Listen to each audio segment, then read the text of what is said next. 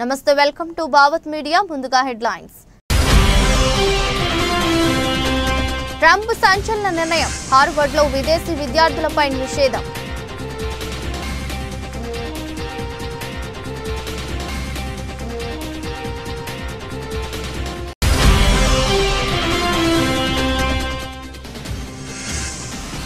అమెరికాలోకి ప్రవేశంపై 19 దేశాలకు shock, Trump కీలక ఉత్తర్వులు.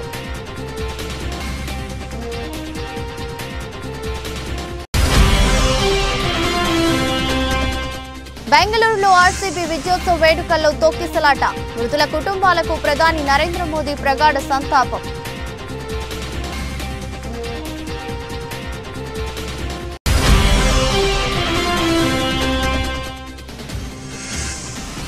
పర్యావరణ పరిరక్షణలో ఏపీని ఆదర్శంగా చేస్తాం, స్పష్టం చేసిన ఏపీ సీఎం చంద్రబాబు.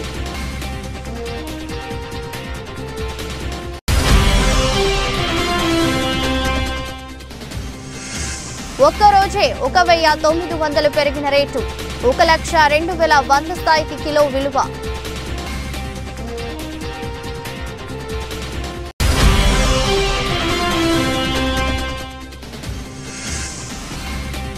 నెటిజన్ల ట్రోలింగ్ తో కీలక నిర్ణయం తీసుకున్న రాజేంద్ర ప్రసాద్.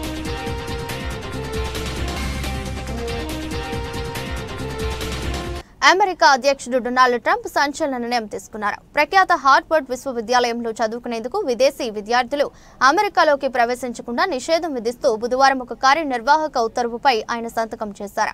ఈ చర్య ట్రంప్ ప్రభుత్వానికి హార్వర్డ్ విశ్వవిద్యాలయానికి మధ్య కొంతకాలంగా కొనసాగుతున్న వివాదాన్ని మరింత తీవ్రతరం చేసింది.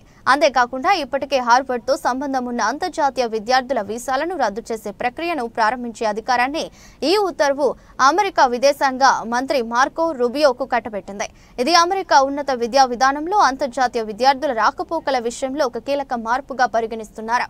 క్యాంపస్ లో యాదవ్ వ్యతిరేక పౌర హక్కుల ఉల్లంఘనల ఆరోపణల నేపథ్యంలో విదేశీ విద్యార్థులను చేర్చుకునే హార్వర్డ్ హక్కును రద్దు చేయడానికి department of home land security చేసిన ప్రయత్నాలను ఒక ఫెడరల్ న్యాయమూర్తి కొద్ది వారాల క్రితమే ఇంజెక్షన్ ద్వారా నిరోధించిన విషయం తెలిసిందే. ఇప్పుడు ఈ కొత్త ఉత్తర్వు వెలువడింది. ఈ కార్యనిర్వాహక ఉత్తర్వుకు మద్దతుగా వైట్ హౌస్ విడుదల చేసిన ప్రకటనలో పలు అంశాలను ప్రస్తావించారు. క్యాంపస్లో నెలకొన్న యాదవ్ వ్యతిరేక విశ్వవిద్యాలయం వైవిధ్యం, సమానత్వం, చేరిక, diversity, equity and inclusion DEI కార్యక్రమాలను మద్దతు ఇవ్వటం, పెరుగుతున్న క్యాంపస్ క్రైమ్ రేట్లు, ఫెడరల్ రికార్డుల అభ్యర్థనలకు హార్వర్డ్ అనుగుణంగా వ్యవహరించడం వంటి కారణాలను అందులో పేర్కొన్నారు.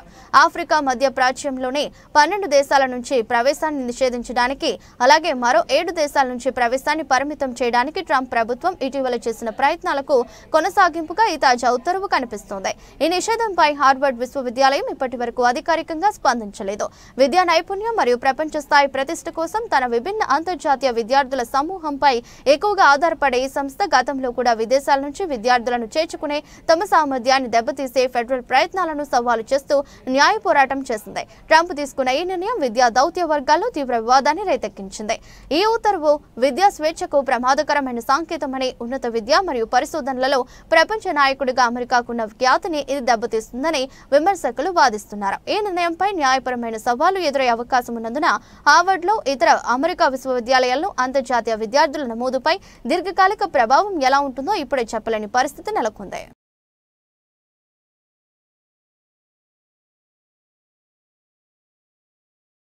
అమెరికా అధ్యక్షుడు డొనాల్డ్ ట్రంప్ తన మొదటి పదవీ కాలాన్ని గుర్తుకు తెస్తూ మరోసారి కీలక నిర్ణయం తీసుకున్నారు.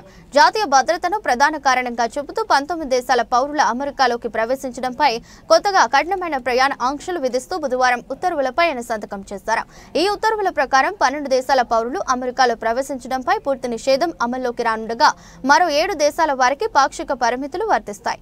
పూర్తిస్థాయి ప్రయాణ ఆంక్షలు ఎదుర్కొంటున్న దేశాల జాబితాలో Afghanistan, Burma, Chad, Republican of Congo, Equatorial Guinea, Eritrea, Haiti, Iran, Libya, Somalia, Sudan, Yemen ఉన్నాయి.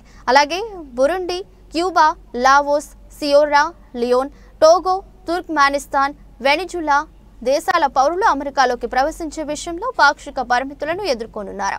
2025 జనవరి 20న ట్రంప్ తిరిగి అధ్యక్ష బాధ్యతలు చేపట్టిన మొదటి రోజే జారీ చేసిన కార్యనిర్వాహక ఉత్తర్వు 14,161 ప్రకారం ఈ చర్య తీసుకున్నట్లు శ్వేత సౌధం వెల్లడించింది. తీవ్రవాదం, జాతీయ భద్రతతో సహా వివిధ దేశాల వల్ల అమెరికాకు పొంచి ఉన్న ముప్పుపై సమగ్రమైన అంచనా వేసిన అనంతరమే ఈ నిర్ణయం తీసుకున్నామని తెలిపింది. సందర్శకులు వీసా దరఖాస్తుదారుల నేపథ్యంలో క్షుణ్ణంగా పరిశీలించడం, అసాధ్యంగా ఉన్న దేశాలను గుర్తించాలని, అలాంటి దేశాలు జాతీయ భద్రతకు ముప్పు కలిగించే అవకాశం ఉందని ఆ కార్యనిర్వాహక ఉత్తర్వు సంబంధిత ఏజెన్సీలను ఆదేశించింది. కాగా 2017లో ట్రంప్ విధించిన ప్రయాణ నిషేధం ముఖ్యంగా మెజారిటీ ముస్లిం దేశాలను లక్ష్యంగా చేసుకున్నప్పుడు అనేక న్యాయస్థానాల్లో సవాళ్లను ఎదుర్కొంది. ఈ అనుభవాలను దృష్టిలో ఉంచుకుని ఈసారి న్యాయపరమైన చిక్కులు తలెత్తకుండా ఉండేందుకు నెలల తరబడి జాగ్రత్తగా ప్రణాళిక రచిస్తున్నట్లు తెలుస్తోంది. ఇటువంటి ఆంక్షలు విధించే అధికారం అధ్యక్షుడికి ఉందని ట్రంప్ వర్సెస్ హవాయ్ కేసులో సుప్రీంకోర్టు గతంలోనే సమర్థించిందని వైట్ హౌస్ విడుదల చేసిన ఫ్యాక్ట్ షీట్ గుర్తు చేసింది. అయితే ఈ కొత్త ప్రయాణ నిషేధం నుంచి చట్టబద్ధమైన శాశ్వత నివాసితులు, ఇప్పటికే వీసాలు కలిగి ఉన్న వారు, కొన్ని ప్రత్యేక వీసా కేటగిరీల వారికి అమెరికా జాతీయ ప్రయోజనాలకు అవసరమైన వ్యక్తుల ప్రవేశానికి మినహాయింపులు కల్పించారు. ఈ చర్యను అధ్యక్షుడు ట్రంప్ విదేశీ తీవ్రవాదులు, ఇతర జాతీయ భద్రత, ప్రజా భద్రతకు ముప్పు కలిగించే వారి నుంచి అమెరికాను రక్షించడానికి ఉద్దేశించిన సాధారణ భద్రతా ప్రమాణాలు అని అభివర్ణించారు. ఐపీఎల్లో రాయల్ ఛాలెంజర్స్ బెంగళూరు జట్టు 18 ఏళ్ల సుదీర్ఘ నిరీక్షణ తర్వాత విజేతగా నిలవడంతో నగరంలో ఏర్పాటు చేసిన సంబరాలు తీవ్ర విషాదంగా మారాయి. బుధవారం చిన్నస్వామి స్టేడియం వెలుపల జరిగిన విజయోత్సవ కార్యక్రమంలో భారీగా అభిమానులు తరలి రావడంతో తొక్కిసలాట చోటు చేసుకుంది. ఈ దుర్ఘటనలో 11 మంది ప్రాణాలు కోల్పోగా 30 మందికి పైగా గాయపడ్డారు. ఈ సంఘటనపై ప్రధానమంత్రి నరేంద్ర మోదీ తీవ్ర దిగ్భ్రాంతి వ్యక్తం చేశారు. బెంగళూరులో జరిగిన దుర్ఘటన అత్యంత హృదయ విదారకరమైనదని, ఈ విషాద సమయంలో తమ ఆప్తులను కోల్పోయిన వారందరికీ నా ప్రగాఢ సానుభూతి తెలియజేస్తున్నాను. గాయపడిన వారు త్వరగా కోలుకోవాలని ప్రార్థిస్తున్నాను అంటూ మోదీ సందేశాన్ని ప్రధానమంత్రి కార్యాలయం ఎక్స్ లో పోస్ట్ చేసింది. ఐపీఎల్ ట్రోఫీ గెలిచిన ఆర్సీబీ ఆటగాళ్లకు చేసేందుకే వేలాది మంది అభిమానులు చిన్నస్వామి స్టేడియం వెలుపల గుమిగూడారు. అంచనాలకు మించి జనం తరలి రావడంతో పరిస్థితి అదుపు తప్పింది. ఒక్కసారిగా తోపులాట జరిగి అది తొక్కిసలాటకు దారితీసిందని తెలుస్తోంది. దీంతో పలువురు కింద పడిపోగా వారిపై నుంచి జనం పరుగులు తీయడంతో ఈ ఘోరం జరిగింది. ఈ దుర్ఘటనకు రాష్ట్రంలోని కాంగ్రెస్ ప్రభుత్వ వైఫల్యమే కారణమని బీజేపీ ఆరోపించింది. సరైన ప్రణాళిక లేకుండా జనాన్ని నియంత్రించడంలో విఫలమవ్వడం వల్లే ఇంతటి విషాదం చోటు చేసుకుందని కేంద్ర మంత్రి, సీనియర్ బీజేపీ నేత ప్రహ్లాద్ జోషి విమర్శించారు. ప్రచారం కోసం ఆరాటపడ్డారే తప్ప సరైన భద్రత ఏర్పాట్లు చేయలేదు. అత్యవసర సేవలను పరిగణలోకి తీసుకోకుండా రాష్ట్ర ప్రభుత్వం ఈ దురదృష్టకర నిర్ణయం తీసుకుంది. ఇది ముమ్మాటికి ప్రభుత్వ వైఫల్యమే. దీనికి బాధ్యులను తేల్చాలి అని ఆయన ఎక్స్ వేదికలో పేర్కొన్నారు. బీజేపీ ఆరోపణలపై కర్ణాటక ఉప ముఖ్యమంత్రి డీకే శివకుమార్ స్పందిస్తూ, ఆరోపణలు చేయడం వారి పని, ప్రజలను కాపాడటం మా పని. నేనిప్పుడు ఆసుపత్రికి వెళ్తున్నా అని తెలుపుకొచ్చారు. యాదగిరిగుట్ట ఆలయ కార్యాలయంలో సమీక్ష అనంతరం మీడియాతో ప్రభుత్వ విప్ బీర్లా ఐలయ్య 6వ తేదీన ఆలేరు నియోజకవర్గానికి పలు అభివృద్ధి పనులకు శంకుస్థాపనకు విచ్చేస్తున్న సందర్భంగా ముఖ్యంగా యాదగిరిగుట్ట అభివృద్ధిపై ఎమ్మెల్యే ప్రత్యేక దృష్టి పెట్టి సమీక్ష నిర్వహించారు. తెలంగాణలో ప్రసిద్ధి చెందిన యాదగిరిగుట్ట ఆలయాన్ని అన్ని విధాలుగా అభివృద్ధి చేయడానికి, భక్తులకు సౌకర్యాలు కల్పించడానికి చేయాల్సిన అభివృద్ధి పనులపై ఆలయ EO Venkatrao power point presentation ద్వారా తెలిపారు. పవర్ పాయింట్ ప్రెజెంటేషన్ ద్వారా తెలియజేసిన దాంట్లో ముఖ్యమైన పనులకు కావాల్సిన 230 కోట్లకు రిపోర్ట్ తయారు చేశాం. రిపోర్ట్ను 6వ తేదీన జరిగే బహిరంగ సభలో సీఎం రేవంత్ రెడ్డికి అందజేస్తాం. యాదగిరిగుట్ట ఆలయంపై ప్రత్యేక దృష్టి పెట్టి అభివృద్ధి చేయాలని ఆలోచనలో సీఎం రేవంత్ రెడ్డి ఉన్నారు. త్వరలోనే యాదగిరిగుట్ట ఆలయానికి ట్రస్ట్ బోర్డు ఏర్పాటు చేస్తాం. పనులు వేగవంతం కావడానికి ఇక్కడే నిర్ణయాలు తీసుకునే విధంగా ట్రస్ట్ బోర్డు ద్వారా సాధ్యమవుతుంది. ఆలయాన్ని అన్ని విధాలుగా అభివృద్ధి చేస్తే భక్తులకు సకల సౌకర్యాలు కల్పించే విధంగా ముందుకు వెళ్తాం. 6వ తేదీన పలు అభివృద్ధి పనులకు శంకుస్థాపనలతో పాటు ఆలయ అభివృద్ధిపై కూడా మాట్లాడుతూ అని సీఎం రేవంత్ రెడ్డి హామీ ఇచ్చారు. ఆలేరు నియోజకవర్గ అభివృద్ధితో పాటు లక్ష్మీ నరసింహస్వామి ఆలయాన్ని అభివృద్ధి చెందడానికి సీఎం రేవంత్ రెడ్డి అధికారులు పెద్ద ఎత్తున కార్యాచరణ చేస్తున్నారు. అభివృద్ధి పనులు ఏ విధంగా చేయాలని చర్చించడానికి అన్ని శాఖల అధికారులతో సమీక్ష నిర్వహించారు. పెద్ద ఎత్తున అభివృద్ధి పనులకు శంకుస్థాపన చేయడానికి వస్తున్న సీఎం రేవంత్ రెడ్డికి స్వాగతం పలకడానికి ప్రజలు పెద్ద ఎత్తున తరలి రావాలి.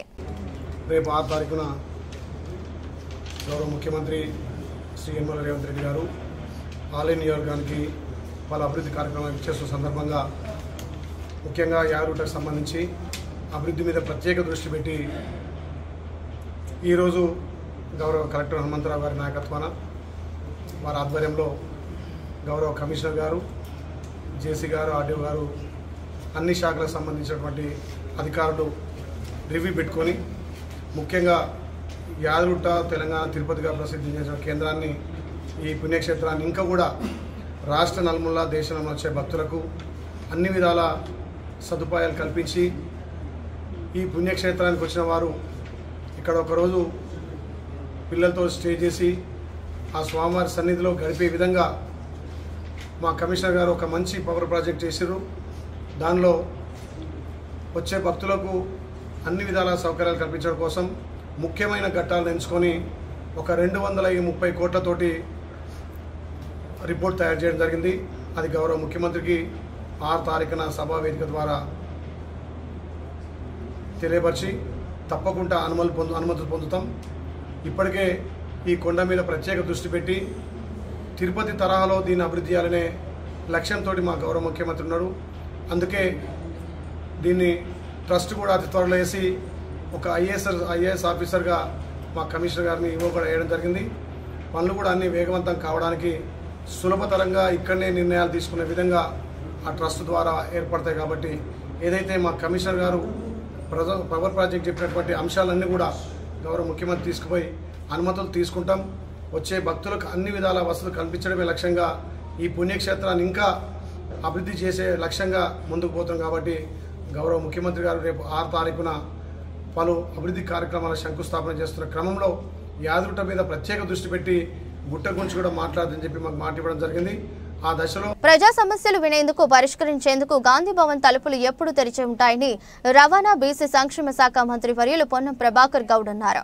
ఎవరైతే ప్రజాపాలన కావాలని ఆకాంక్షించి ఓటేసినటువంటి కామన్ మ్యాన్ సామాన్యులు ఎవరైతే ఉన్నారో వారికి సంబంధించినటువంటి ఎటువంటి సమస్యలు ఉన్నా గాంధీ భవన్ అనేటువంటిది పార్టీ అధికారంలోకి రావడానికి వేదిక అయినటువంటి కార్యాలయం ఈ ప్రభుత్వం అధికారంలో ఉన్నటువంటి ప్రభుత్వ పార్టీకి సంబంధించినటువంటి దేవాలయం లాంటిది. ఇక్కడికి వచ్చేటువంటి పిటిషన్లు తప్పకుండా ప్రభుత్వంలో అత్యంత ప్రాధాన్యతగా తీసుకొని పరిష్కరించే విధంగా గాంధీ భవన్ నుంచి కూడా దానికంతా కూడా డాటా చేస్తూ దానికి సంబంధించినటువంటి పర్సుయేషన్ను కూడా ఫాలో అప్ చేస్తూ దానికి సంబంధించినటువంటి పని విధానము పనికి సంబంధించినటువంటి స్టేటస్ను కూడా పిటిషనర్స్కు చెప్పే విధంగా ఏర్పాట్లు సాంకేతికంగా కూడా పెరుగుతున్నటువంటి సాంకేతికమైన అంశాలతోటి క్రోడీకరిస్తూ ఉన్నారు. ఈ విధంగా తెలంగాణ యావత్ కాంగ్రెస్ నాయకులకు కాంగ్రెస్ ఈ అధికారంలోకి రావడానికి కష్టపడ్డటువంటి కార్యకర్తలందరికీ ఒక ఎన్ఎస్ఐ నాయకుడి నుంచి వచ్చినటువంటి కార్యకర్తగా ఈరోజు విజ్ఞప్తి చేస్తూ ఉన్న ప్రభుత్వంలో మంత్రిని కావచ్చు. కానీ అందరి శ్రమతోటి అధికారంలోకి వచ్చింది కాబట్టి ఎక్కడ కూడా మీరు ఇబ్బంది పడేటువంటి అవసరం లేదు. కాంగ్రెస్ పార్టీ మీకు హక్కు ఉన్నటువంటి కేంద్రం. ఒక్కొక్కసారి ప్రభుత్వంలో మంత్రి గారినో లేదా ఇతరులను కలవడానికి ఇబ్బంది కలగవచ్చు. కానీ జన్మస్థానమైనటువంటి పార్టీకి దేవాలయమైనటువంటి గాంధీ భవన్లో స్వేచ్ఛగా మీకు సంబంధించినటువంటి ప్రజల సమస్యలు చెప్పుకునేటువంటి అవకాశం ఇక్కడ పార్టీ తరఫున కొనసాగుతూ ఉంది. కాబట్టి నేను ప్రజలకు తెలంగాణ ప్రజాపాలన అధికారంలోకి రావడం అనేటువంటి కారణమైన సామాన్యులందరికీ ఈ గాంధీ భవన్ వేదికగా మీ సమస్యల్ని ఇవ్వండి. వాటిని ప్రభుత్వం తరఫున పరిశీలన చేయడానికి ఒక గ్రీన్ ఛానల్ ద్వారా వాటిని ఎప్పటికప్పుడే సిరిసిల్ల రోడ్డులో 2 ఏళ్ల బాలుడు కిడ్నాప్. 3 గంటల్లో కిడ్నాప్ కేసు ఛేదించిన కామారెడ్డి పోలీసులు. బికనూరు మండలం గురజకుంటకు చెందిన దంపతులు సిరిసిల్ల రోడ్డులోని ఫాస్ట్ ఫుడ్ సెంటర్లో రాత్రి బస చేశారు. తెల్లవారేసరికి 2 ఏళ్ల బాలుడు హర్షిత్ కిడ్నాప్. దోమకొండకు చెందిన రాజు శారద కిడ్నాప్ చేసినట్లు గుర్తింపు. కిడ్నాపర్లను అరెస్ట్ చేసి బాబును తల్లిదండ్రులకు అప్పగింత.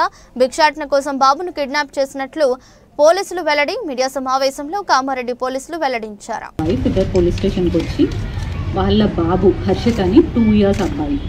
సో నిన్న నైట్ వీళ్ళు ఈ సిరిసిల్ల రోడ్ దగ్గర ఒక ఫాస్ట్ ఫుడ్ సెంటర్ దగ్గర పడుకున్నారు. అండ్ మార్నింగ్ లేచి చూసేసరికి బాబు లేడు అని చెప్పేసి కంప్లైంట్ ఇచ్చారు. సో 8:30 కంప్లైంట్ ఇచ్చారు. అండ్ వెంటనే ఎస్పీ సార్ ఆర్డర్స్ ప్రకారం మేము 3 టీమ్స్ని ఫామ్ చేయడం జరిగింది. సో ఆ బాబుని ఎక్కడ ఎవరికి అమ్మేస్తారు అని చెప్పేసి ఇంకా వెంటనే రెస్పాండ్ అయ్యి సో దగ్గరలో ఉన్న సీసీటీవీస్ అన్నీ చెక్ చేయడం జరిగింది. అండ్ లోకల్ వాళ్ళని ఎంక్వైరీ చేయడం జరిగింది. సో సీసీటీవీ ఫుటేజ్ ప్రకారం ఒక లేడీ అండ్ ఒక మ్యాన్ ఇద్దరు కలిసి ఆ బాబుని తీసుకెళ్తున్నట్టు తెలిసింది. సో తర్వాత ఫర్దర్గా ఎంక్వైరీ చేస్తే ఇంకా ఫైన్. రాష్ట్ర ముఖ్యమంత్రి నారా చంద్రబాబు నాయుడు సారథ్యంలో రాష్ట్రం అభివృద్ధి దిశగా సాగుతోందని కోవూరు నియోజకవర్గ ఎమ్మెల్యే వేమిరెడ్డి ప్రశాంత్ రెడ్డి అన్నారు. నగరంలోని విపిఆర్ నివాసంలో మీడియాతో మాట్లాడారు. ఏడాది కాలంలో ప్రభుత్వం అమలు చేసిన సంక్షేమ అభివృద్ధి కార్యక్రమాలను కోవూరు నియోజకవర్గంలో చేపట్టిన అంశాలను వివరించారు. Okay madam. అందరికీ నమస్కారం. ఈరోజు కరెక్ట్గా జూన్ 4వ తేదీ మనము ఎంతో కష్టపడి ఎంతో ప్రయాసను కోర్చి చంద్రబాబు నాయుడు గారిని ముఖ్యమంత్రిగా చేసుకోవడానికి ఎంతో తపన పడిన ఆయనకు అండగా నిలిచిన తెలుగుదేశం నాయకులకు కార్యకర్తలకు ఈరోజు మనం ముందుగా ధన్యవాదాలు తెలుపుకోవాలి.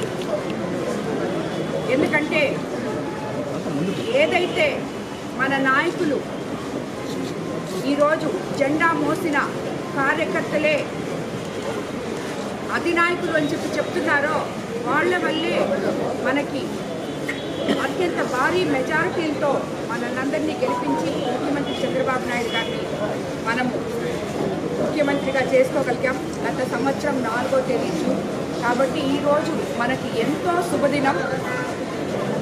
ఆయన ఏ విధంగా అయితే ఎలక్షన్ ముందు హామీలు సాంకేతిక పరిజ్ఞానంతో కూడిన వ్యవసాయం ఎలా చేయాలో రైతులకు తెలియజేయడానికి సిద్దిపేట జిల్లా హుస్నాబాద్ మార్కెట్ యార్డులో రాష్ట్ర ప్రభుత్వం తరపున 3 రోజుల పాటు రైతు మహోత్సవం కార్యక్రమాన్ని నిర్వహిస్తున్నట్లు జిల్లా కలెక్టర్ మను చౌదరి తెలిపారు. ఈ మేరకు హుస్నాబాద్ మార్కెట్ యార్డులో ఏర్పాటు చేసిన తెలంగాణ రైతు మహోత్సవ కార్యక్రమ ఏర్పాట్లను అధికారులతో కలిసి కలెక్టర్ పరిశీలించారు. ఈ నెల 6, 7, 8 తేదీలలో 3 రోజుల పాటు రైతులకు నూతన సాంకేతిక పరిజ్ఞానంతో కూడిన వ్యవసాయం, వాణిజ్య పంటలు, ఆయిల్ ఫామ్ వ్యవసాయ రంగంలో నూతన విధానాలను తెలియజేయడమే ఈ కార్యక్రమం ముఖ్య ఉద్దేశమని కలెక్టర్ మను చౌదరి తెలిపారు. కార్యక్రమానికి సిద్దిపేట జిల్లా నుండే కాకుండా చుట్టుపక్కల జిల్లాల నుండి సుమారు 10,000 మంది రైతులను బస్సులలో తీసుకురానున్నట్లు వెల్లడించారు. కార్యక్రమంలో శాస్త్రవేత్తలు, వ్యవసాయ యూనివర్సిటీ ప్రొఫెసర్లు, వ్యవసాయ కంపెనీల రిప్రజెంటేటర్లు, horticulture, sericulture, animal husbandry department నుండి అందరూ భాగస్వాములు అవుతున్నారని, వచ్చిన రైతులకు 134 స్టాల్స్ ఏర్పాటు చేసి అవగాహన కల్పిస్తామని పేర్కొన్నారు. ప్రతి అరగంటకు ఒకసారి ప్రత్యేక వర్క్ షాప్లను నిర్వహిస్తామన్నారు. కార్యక్రమానికి వచ్చిన రైతులకు భోజన వసతి, ఇతర సదుపాయాలను ఏర్పాటు చేశామన్నారు. హుస్నాబాద్ మున్సిపాలిటీలో 6th, 7th, 8th జూన్ మనకి కిసాన్ మేళా రైతు మహోత్సవం అనేది స్టేట్ గవర్నమెంట్ తరఫు నుంచి ఆర్గనైజ్ చేయబడుతుంది. దీంట్లో మనకి రైతులందరూ సిద్దిపేట జిల్లాయే కాకుండా చుట్టుపక్కల ఉన్న కరీంనగర్ జిల్లా కావచ్చు, హన్మకొండ కావచ్చు, జనగామ జిల్లా కావచ్చు, అక్కడి నుంచి ఫార్మర్స్ అందరినీ కూడా మొబిలైజ్ చేసుకొని మనకి ఇక్కడ 3 days ఏదైతే ఈవెంట్ ఉందో అందులో రైతులకి సంబంధించినంత వరకు అవగాహన కల్పించటము, అదేవిధంగా టెక్నాలజీకి సంబంధించి పరికరాలు, పరిజ్ఞానము, వారికి సాంకేతికతతో కూడిన వ్యవసాయం ఏ విధంగా చేయాలి, వాణిజ్య పంటలు ఏ విధంగా ఉంటాయి, ఆయిల్ పామ్ కల్టివేషన్ ఏ విధంగా ఉంటుంది, ఇట్లా రైతులే కాకుండా మనకి ఫార్మర్ ప్రొడ్యూసర్ ఆర్గనైజేషన్స్, శాస్త్రవేత్తలు, మనకి అగ్రికల్చర్ కాలేజెస్ నుంచి ప్రొఫెసర్స్, మనకి డిఫరెంట్ అగ్రికల్చరల్ కంపెనీస్ నుంచి కూడా representatives, agriculture, horticulture, sericulture, animal husbandry department officials అందరూ కూడా ఇందులో భాగస్వాములు అవుతారు.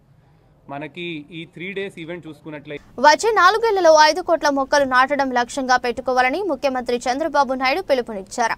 రాజధాని అమరావతి పరిధిలో అంతర్జాతీయ పర్యావరణ దినోత్సవ కార్యక్రమం జరిగింది. అనంతరం గ్రామంలో మొక్కలు నాటే కార్యక్రమంలో ముఖ్యమంత్రి చంద్రబాబుతో పాటు ఉప ముఖ్యమంత్రి పవన్ కళ్యాణ్, మంత్రి నారాయణ పాల్గొన్నారు. ఈ సందర్భంగా ముఖ్యమంత్రి మాట్లాడుతూ మొన్నటి వరకు వనజీవి రామయ్యను చూశామని, ఆయన లేకపోయినా ఇప్పుడు నల్లమల్ల పరిరక్షణ కోసం అంకారావు కృషి చేస్తున్నారని అన్నారు.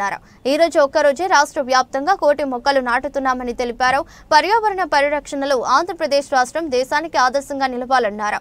రాయలసీమ ప్రాంతంలో హార్టికల్చర్ బాగా అభివృద్ధి చెందుతోందని, దీని పర్యవసానంగా ఇతర ప్రాంతాల్లో కూడా గ్రీన్ కవర్ పెరుగుతుందన్నారు. గత వైసీపీ ప్రభుత్వానికి చెట్ల వల్ల ఉపయోగం తెలియదని, వారికి చెట్లు నరకడం తప్ప చెట్లు పెట్టడం తెలియదని విమర్శించారు. ముఖ్యమంత్రి హెలికాప్టర్లో వెళితే కింద రోడ్డుపై చెట్లు నరికేవారని మండిపడ్డారు. ముఖ్యమంత్రి, ఉప ముఖ్యమంత్రి వస్తుంటే ఎక్కడైనా ఒక చెట్టు తాము నరుకుతున్నామా అని ప్రశ్నించారు. కొన్ని దేశాల్లో చెట్లు నరికితే శాశ్వతంగా జైల్లో పెడతారని, చెట్లు నరికితే మనిషిని చంపినట్టే అని కొన్ని దేశాల్లో చట్టాలు కూడా ఉన్నాయన్నారు. 4 సంవత్సరాలలో ఆంధ్రప్రదేశ్ రాష్ట్రంలో 37% గ్రీన్ కవర్ రావాల్సిందని, జీవితంలో 10 చెట్లు కంటే ఎక్కువ పెట్టి పెంచుతున్న వారు ఉన్నారని, అసలు చెట్లు పెంచని వారిని గాలి పీల్చే హక్కు ఎక్కడిది అని సీఎం చంద్రబాబు నిలదీశారు.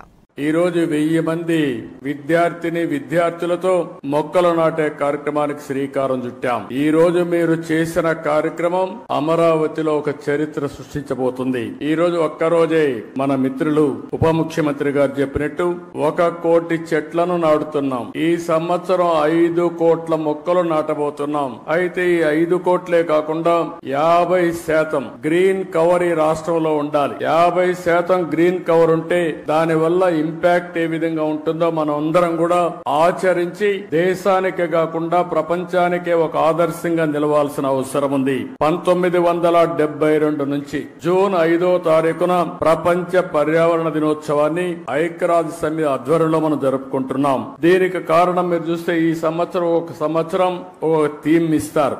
End plastic pollution. Plastic pollution ని పూర్తిగా దీన్ని కంట్రోల్ చేయాలి. దీనికి ఏ విధంగా రీసైకిల్ లో ఇవన్నీ ఉపయోగించాలి అనే విషయంలో అవగాహన పెంచడానికి తీసుకున్నాం. మన రాష్ట్రానికి మనం ఒక్కసారి వస్తే 37,421 చదరపు కిలోమీటర్ల అడవులు ఉన్నాయి. ఇది మొత్తం విస్తీర్ణంలో 22.96%.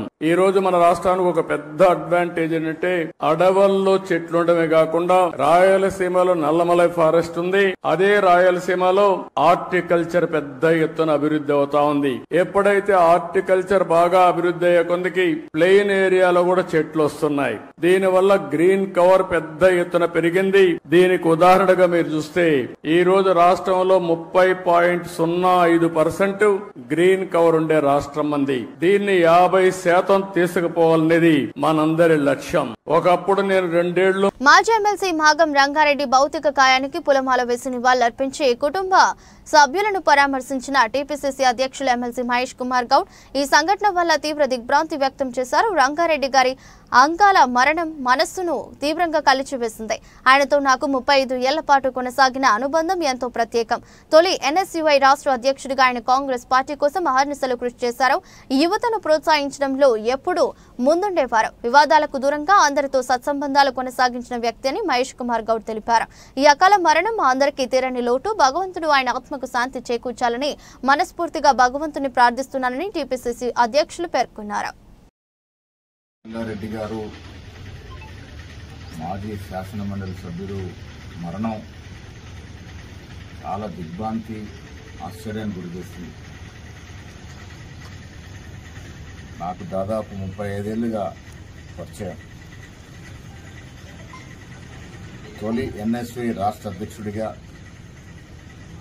ఆయన విద్యార్థి నాయకుడిగా కాంగ్రెస్ పార్టీలో చేరి అనునిత్యం కాంగ్రెస్ పార్టీ కోసం తప్పించినటువంటి నాయకుడు. నేను ఎన్ఎస్వి రాష్ట్ర అధ్యక్షుడిగా 1990 అయినప్పుడు పార్టీ పెద్దలందరితో మాట్లాడి నన్ను అన్ని విధాలుగా ప్రోత్సహించినటువంటి నాయకుడు. ఎమ్మెల్సీగా కూడా ఆనాటి ముఖ్యమంత్రి కిరణ్ కుమార్ రెడ్డితో చాలా సందర్భాల్లో యువ రాజకీయ నాయకుల గురించి, కాంగ్రెస్ పార్టీ యువకుల గురించి అనునిత్యం పెద్దలతో మాట్లాడుతూ ప్రోత్సహించేటువంటి అలవాటు ఉన్నటువంటి నాయకుడు. రంగారెడ్డి గారి అకాల మరణం ఆయన మిత్రులందరికీ, కుటుంబ సభ్యులకి కాకుండా మాలాంటి యువతర నాయకులందరూ కూడా తీరని లోటు. చాలా కలుపుగోలుగా అందరితో సత్సంబంధాలు పెట్టుకొని దాదాపు 35-40 ఏళ్లుగా కాంగ్రెస్ పార్టీలో ఆయనకంటే ఒక ప్రత్యేకతని తెచ్చుకున్నటువంటి వ్యక్తి కూడా తీరని లోటు. భగవంతుడు వారి ఆత్మకి శాంతి చేకూర్చాలని, వారి కుటుంబ సభ్యులందరినీ కూడా భగవంతుడు ఆశీర్వాదం ఉండాలని కోరుకుంటారు. సీఎం మార్కెట్లో బుధవారం వెండి ధరలు పగురుగులు పెట్టాయి. ఈ ఒక్కరోజే ఢిల్లీలో కిలో ధర ఏకంగా 1,900 ఎగిసి 1,02,100కు చేరింది. సాధారణ కొనుగోలుదారులు, పారిశ్రామిక వర్గాల నుంచి డిమాండ్ పెరిగిందని అఖిల భారత సరఫరా అసోసియేషన్ తెలిపింది. కాగా ఏడాది మార్చి 19న మునుపెన్నడూ లేని విధంగా కిలో వెండి ధర ఆల్ టైమ్ హై రికార్డును నెలకొల్పుతూ 1,03,500కు పలికిన విషయం తెలిసిందే. ఈ క్రమంలో తాజా ధరలు ఇలాగే పెరుగుతూ పోతే ఆ రికార్డును అధిగమించడం ఖాయమన్న అభిప్రాయాలు వ్యక్తమవుతున్నాయి. బంగారం ధరలు క్రమేణా పెరుగుతున్నాయి. ఢిల్లీలో 24 క్యారెట్ పసిడి 10 గ్రాములు 260 పెరిగి 99,260గా నమోదైంది. ఇక హైదరాబాద్ విషయానికి వస్తే 24 క్యారెట్ తులం 110 రూపాయలు అందుకుని 95,450కి చేరింది. నగలు ఇతరత్ర ఆభరణాలు వినియోగించే 22 క్యారెట్ 10 గ్రాములు 100 పెరిగి 90,900గా ఉంది. ఇక గ్లోబల్ మార్కెట్లో ఔన్స్ గోల్డ్ $9.43 పుంజుకొని $3,362.6గా ట్రేడ్ అయింది. దేశీయ మార్కెట్లో ఏడాది ఏప్రిల్ 22న ఆల్ టైమ్ హైని తాకుతూ తులం 24 క్యారెట్ బంగారం ధర తొలిసారి 1,01,600 పలికిన సంగతి విదితమే. భారత స్పిన్నర్ కుల్దీప్ యాదవ్ త్వరలోనే ఓ ఇంటివాడు కాబోతున్నాడు. తన చిన్ననాటి స్నేహితురాలైన వంశికను వివాహం చేసుకోబోతున్నాడు. ఈ నేపథ్యంలో బుధవారం వీరి ఎంగేజ్మెంట్ ఘనంగా జరిగింది. లక్నోలో జరిగిన నిశ్చితార్థ వేడుకలో స్నేహితులు, కుటుంబ సభ్యుల సమక్షంలో కాబోయే కొత్త జంట ఉంగరాలు మార్చుకుంది. ఇక వీరి వివాహం త్వరలోనే జరగనున్నట్లు తెలుస్తోంది. కాగా కుల్దీప్ యాదవ్, వంశిక చిన్ననాటి స్నేహితులు. స్నేహం కాస్త ప్రేమగా మారడంతో ఇరువురి కుటుంబ సభ్యుల అంగీకారంతో వివాహ బంధంతో ఒకటి కాబోతున్నారు. దీంతో వీరి నిశ్చితార్థ వేడుక ఘనంగా జరిగింది. త్వరలోనే వీరి వివాహం కూడా జరగనుంది. వంశిక ప్రస్తుతం LICలో పనిచేస్తున్నట్లు తెలిసింది. వీరి ఎంగేజ్మెంట్ కు సంబంధించిన ఫోటోలు, వీడియోలు ప్రస్తుతం వైరల్ అవుతున్నాయి. మరోవైపు త్వరలో ఇంగ్లాండ్తో జరగనున్న 5 టెస్టుల సిరీస్ కు కుల్దీప్ ఎంపికైన విషయం తెలిసిందే. మంచి టాలెంట్ ఉన్న నటుడు రాజేంద్ర ప్రసాద్ ఈ మధ్య సభా సంస్కారం మరిచిపోయి తప్పుడు కామెంట్స్ చేస్తుండటంతో విమర్శల పాలవుతున్నారు. ఆ మధ్య వార్నర్ పై అసభ్యకరమైన కామెంట్స్ చేసిన రాజేంద్ర ప్రసాద్ రీసెంట్ గా దర్శకుడు SV కృష్ణారెడ్డి బర్త్డే సెలబ్రేషన్స్ లో అలీని ఉద్దేశించి బూతు పదాన్ని ఉపయోగించి మాట్లాడారు. అలానే నటి రోజాపై కూడా తీవ్రమైన వ్యాఖ్యలు చేశారు. ఈ క్రమంలో రాజేంద్ర ప్రసాద్ పై తీవ్ర వ్యతిరేకత వ్యక్తమవుతుంది. ఆయనని దారుణంగా ట్రోల్ చేస్తున్నారు. అయితే రాజేంద్ర ప్రసాద్ ఉద్దేశపూర్వకంగా తనపై కామెంట్స్ చేయలేదని అలీ స్వయంగా వివరణ ఇచ్చినా కూడా కొందరు మధ్యలోకి వచ్చి దారుణంగా ట్రోల్ చేస్తున్నారు. పలు సందర్భాల్లో రాజేంద్ర ప్రసాద్ నోరు జారడం, ఆ తర్వాత క్షమాపణ చెప్పడం కామనే అని అంటున్నారు. పెద్ద ఇష్యూ నడుస్తున్న సమయంలో రాజేంద్ర ప్రసాద్ కి పశ్చాత్తాపం కూడా లేకపోగా తాను మాట్లాడే మాటలను తప్పుగా అర్థం చేసుకుంటున్నారని, అది వాళ్ళ కర్మ, సంస్కారం మీద ఆధారపడి ఉంటుందని చెప్పడం ఏంటి అంటూ దుమ్మెత్తిపోస్తున్నారు. రాజేంద్ర ప్రసాద్ కూతురు చనిపోయి పుట్టెడు దుఃఖంలో ఉన్నారని, అమ్మ లాంటి బిడ్డ చనిపోవడంతో బాధలో ఉన్నాడని, కావాలని ఆయన అలా మాట్లాడలేదని అలీ వివరణ ఇచ్చినా కూడా కొందరు మాత్రం ఈ విషయంపై గట్టిగానే తమ వాదన వినిపిస్తున్నారు. ఈ క్రమంలో రాజేంద్ర ప్రసాద్ కీలక నిర్ణయం తీసుకున్నాడు. తాజాగా ఇంటర్వ్యూలో మాట్లాడిన రాజేంద్ర ప్రసాద్, నా మాట తీరును అలీ సీరియస్ గా తీసుకోలేదు, ఈ విషయాన్ని పెద్దది చేయవద్దని కూడా అన్నాడు. ఆయన ఎవరు కావాలని దీన్ని పెద్దది చేస్తున్నారో, మేమంతా ఒకరికొకరం ప్రేమతో ఉన్నాం, అలాంటి అనుబంధాలు లేకుంటే ఇంతకాలం కలిసి జర్నీ చేయలేము కదా, ఏది ఏమైనా జరిగిన దానికి నేను చాలా హర్ట్ అయ్యాను, ఇకపై జీవితం అంతా ఎవరినైనా మీరు అనే పిలుస్తాను, ఎప్పుడు నువ్వు అనే పదం వాడను, ఇది నేను NTR దగ్గర నేర్చుకున్న నేర్పు, నేను మాట ఇస్తున్నాను, ఏ క్షణం నుంచి నా చివరి శ్వాస వరకు అందరినీ గౌరవంగా పిలుస్తాను అంటూ రాజేంద్ర ప్రసాద్ అన్నారు. మరి ఇప్పటికైనా ఆయనపై ట్రోలింగ్ ఆగుతుందా అనేది చూడాలి. కొన్ని ఫంక్షన్లు గబుక్కుని నేను మాట్లాడుతుంటే కూడా దాన్ని రాంగ్గా అర్థం చేసుకుంటున్నారు. మీ కర్మ, అది మీ సంస్కారం మీద ఆధారపడి ఉంటుంది, నేనేం చేయలేను. ఒకవేళ తప్పుగా అర్థం చేసుకున్నట్టయితే మీ సంస్కారం. నేనైతే ఇట్లాగే ఉంటా, సరదాగా ఉంటా ఎవరితో. ఇప్పుడు ఇళయరాజా గారితో ఆ రోజున మీటింగ్ ఎంత బాగా జరిగింది మనకి. వార్తలు ముగించే ముందు మరోసారి హెడ్లైన్స్. ట్రంప్ సంచలన నిర్ణయం, హార్వర్డ్లో విదేశీ విద్యార్థులపై నిషేధం.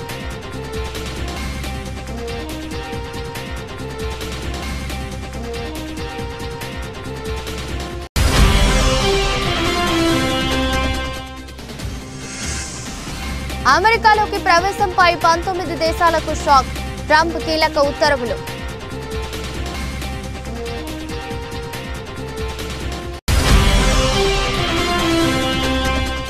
బెంగళూరులో RCB విజయోత్సవ వేడుకల్లో తొక్కిసలాట, మృతుల కుటుంబాలకు ప్రధాని నరేంద్ర మోదీ ప్రగాఢ సంతాపం.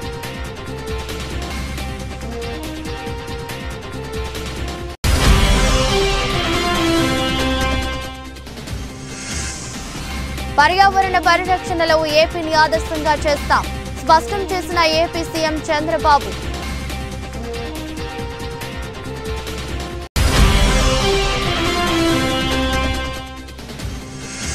ఒక్కరోజే 1,900 పెరిగిన రేటు, 1,02,100 స్థాయికి కిలో విలువ.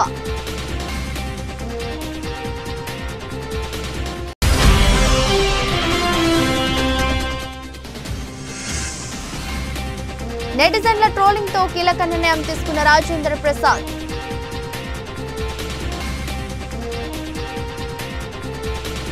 ఇదరస్ట్ బులెటిన్, మరో బులెటిన్లో మళ్ళీ కలుద్దాం. అంతవరకు సెలవు, నమస్కారం.